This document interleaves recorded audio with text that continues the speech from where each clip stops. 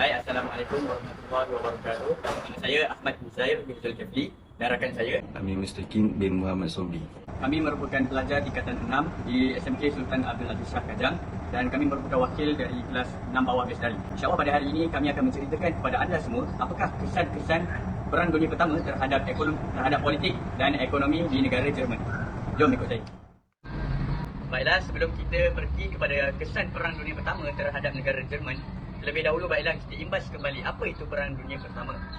Baiklah, Perang Dunia Pertama merupakan perang yang melibatkan banyak negara-negara Eropah yang telah berlaku pada tahun 1914. Dalam Perang Dunia Pertama ini terdapat dua belah pihak yang terlibat. Antaranya adalah, pertama sekali adalah pihak yang dikenali sebagai Perikatan Kuasa Tengah. Antara negara-negara yang terlibat dalam Perikatan Kuasa Tengah ini adalah negara Jerman, Itali dan juga Austria-Hungary. Manakala dalam satu buah pihak lagi adalah dikenali sebagai Pakatan Bertiga, iaitu antara negara yang terlibat dalamnya adalah Rusia, Perancis dan juga Britain. Perangan ini telah berlangsung selama 4 tahun dan di mana ia telah tercetus apabila Jerman memulakan serangannya terhadap Belgium. Namun, perangan ini telah berakhir apabila Jerman dan sekutu-sekutunya telah menemui kekalahan dan telah termeterainya Perjanjian Versailles. Perjanjian Versailles ini merupakan perjanjian damai di antara kedua-dua belah pihak dan pada akhirnya telah memberi banyak kesan yang mendalam terhadap negara Jerman. Perang Dunia Pertama ini memberikan kesan yang mendalam terhadap negara Jerman, khususnya terhadap politik. Yang mana di dalam politik ini, sistem pemerintahan negara Jerman telah berubah. Jadi mana hal ini dikatakan demikian kerana sebelum tercetusnya lagi Perang Dunia Pertama ini, negara Jerman telah lama mengamalkan sistem pemerintahan monarki mutlak, iaitu raja sebagai ketua negara dan mempunyai kuasa mutlak di dalam segala hal ehwal pentadbiran. Namun setelah Jerman menemui kekalahan, sistem pemerintahan ini telah bertukar kepada sistem pemerintahan republik yang telah diperkenalkan dalam Perjanjian Versailles. Iaitu sistem pemerintahan republik ini, seorang ketua negara ataupun pemimpin negara itu hendaklah daripada kalangan rakyat dan dipilih oleh mereka. Baiklah, selain daripada berlakunya perubahan dalam sistem pentadbiran, Perjanjian Versailles ini juga telah menyebabkan Jerman kehilangan sebahagian besar wilayah dan jajahan talukannya. Sebagai contoh, wilayah Alsace dan Lorraine hendaklah diserahkan kepada negara Perancis, manakala wilayah Dauphine dan Normandy perlu diserahkan kepada negara Belgium. Berikutan daripada penyerahan wilayah-wilayah ini, timbullah rasa tidak puas hati dalam kalangan rakyat dan pemimpin di negara Jerman. Nah, kalau kita kehilangan rumah, tanah disebabkan oleh orang asing, kita marah juga kan? Jadi seperti inilah yang digambarkan dalam sejarah Perang Dunia Pertama. Faktor lain dalam Perang Dunia Pertama ini, Perang Dunia Pertama di Jerman adalah dalam faktor ekonomi. Perang Dunia Pertama ini telah menyebabkan ekonomi di negara Jerman lumpuh.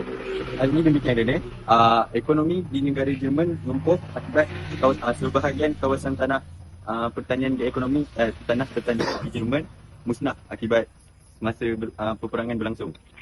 Di samping itu, kemusnahan terhadap tanaman, perang juga menyebabkan aktiviti pertanian tidak dapat dijalankan. Di samping itu, perang ini juga menyebabkan sektor perindustrian dan perkembangan di Jerman musnah. Antara faktor lain dalam peperangan dunia pertama di Jerman adalah membayar ganti rugi. Dalam peperangan dunia pertama di Jerman, telah wujudnya satu perjanjian, iaitu Perjanjian Versailles. Perjanjian Versailles ini telah meletakkan syarat bahawa Jerman perlu membayar ganti rugi kepada negara-negara yang terjejas dalam peperangan. Hal ini demikian kerana negara Jerman perlu menanggung kerugian yang dihadapi oleh negara-negara lain kerana negara tersebut bertanggungjawab ke atas peperangan tersebut. Sehubungan dengan itu, Jerman dikehendaki membayar pampasan sebanyak 33 bilion USD kepada kepada pihak-pihak PKR. Okey, lepas tu ternyata tindakan-tindakan ini menambahkan beban serta membatalkan keadaan ekonomi di negara Jerman. Okey, faktor yang terakhir dalam Perang Dunia Pertama di Jerman ni adalah masalah inflasi. Okey, Perang Dunia Pertama ni telah menyebabkan negara Jerman mengalami masalah inflasi. Tambahan pula, ramai penduduk-penduduk di Jerman hilang sumber pendapatan dan mereka hidup sangat-sangat menderita. Okey, perkembangan ini menyebabkan berlaku masalah kebuluran dan kekurangan bekalan makanan. Okey, keadaan ini memberikan masalah kesihatan dan menyebabkan ramai orang-orang awam menjadi terkorban dalam akibat masalah inflasi ini.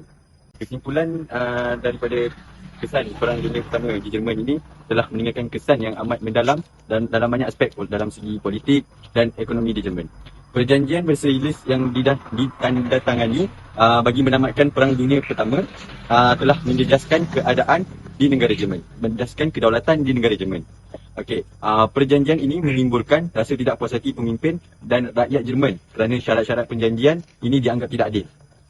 Ketidakpuas hati Jerman terhadap syarat-syarat perjanjian Versailles merupakan sebab utama Perang Dunia Kedua tercetus. Maksudnya perjanjian Versailles ini menyebabkan Perang Dunia Kedua tercetus. Sekian dari saya, Amir Mustafi.